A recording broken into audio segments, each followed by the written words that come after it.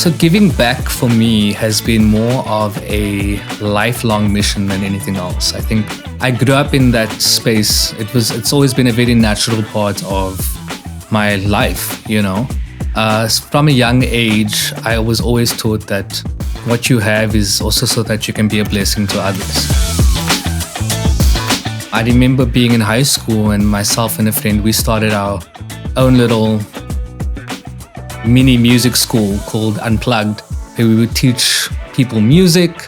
Fast forward to starting the Blue Collar Foundation with a friend of mine from Varsity, and together we put 3 learners through tertiary level education with full bursaries, really working with people and giving access to opportunities for those who really need them.